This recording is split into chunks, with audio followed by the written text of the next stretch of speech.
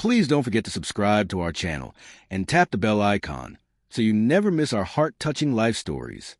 I told my husband I needed a break, a little time away with friends to clear my mind. I was exhausted, drained from his constant need for attention, and the endless, meaningless arguments that always seemed to erupt over nothing. Every small disagreement became a storm, and I felt trapped, suffocated by the weight of our relationship.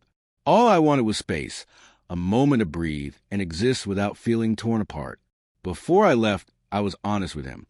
I told him not to expect constant updates, that I might even turn my phone off for a while. I explained how much I needed this time to find myself again. He looked at me quietly, his eyes filled with hurt, but instead of arguing, he simply nodded and said, "Do what you think is right." His calmness unsettled me, but I brushed it off.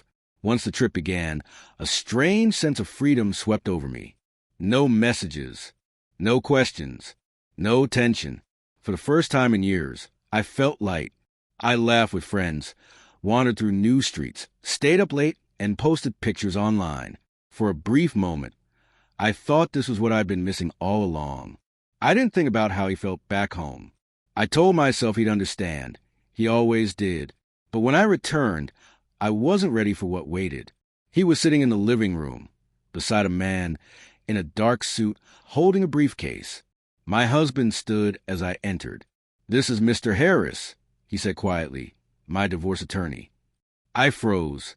I laughed nervously, thinking it was some cruel joke, but his face stayed expressionless.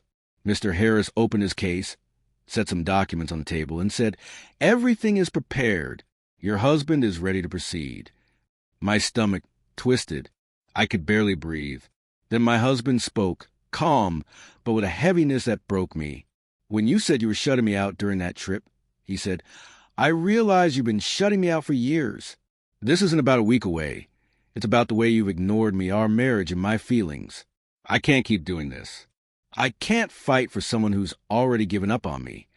His words cut deeper than any argument ever had. I tried to explain. I just needed space. I never meant to hurt him, but he only shook his head. "Marriage isn't about escaping when things get hard," he said softly. "It's about choosing each other every single day. And you stopped choosing me a long time ago." Tears blurred everything. Every memory came flooding back. His morning coffees, his gentle reminders, the quiet ways he showed love while I dismissed him, saying I was tired or busy. Each moment now burned like a scar. The lawyer slid the papers toward me, saying I didn't have to sign immediately, but the process had already begun. My husband turned and went upstairs, leaving me staring at the documents that could end everything. In the days that followed, I tried everything to fix what I'd broken. I cooked his favorite meals, left letters on his pillow, whispered apologies between tears. I reached for his hand at dinner, brushed past him hoping he'd respond, but he stayed distant. There was no anger, just quiet indifference, and that hurt more than shouting ever could. Nights were the hardest. Lying beside him, I missed his warmth, his voice, the way he used to hold my hand. The silence now was unbearable. One night, I broke down completely, sobbing as I begged him for another chance. He looked at me with tired eyes and said softly, "I don't trust you anymore. I needed you then, not now, when you're afraid of losing me." Those words shattered me. That was when I finally saw how lonely he had been all along, carrying our marriage while I drifted away. I still wake up wishing for a miracle, hoping he'll look at me the way he once did. But each day, the distance grows. Deep down, I know love sometimes comes too late. I pleaded. I cried. I promised change. But he never softened. His calm detachment hurt more than anything. One night, I asked if there was any way to change his mind. He met my eyes and said quietly, "No. The moment you decided I wasn't worth your time, you already gave me my answer." Then he walked away, and that time, he didn't come back. I used to believe he would never really leave. I mistook his patience for weakness, not realizing how strong he had been just to stay. When that strength finally ran out, he was gone.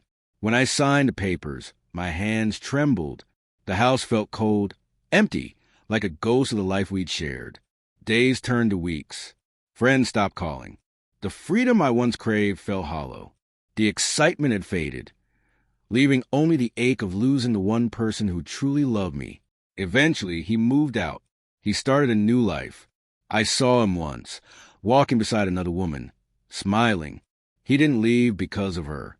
He left because of me, because I pushed him away until there was nothing left to hold on to. That trip, the escape I thought I needed, ended up teaching me the cruelest lesson of all.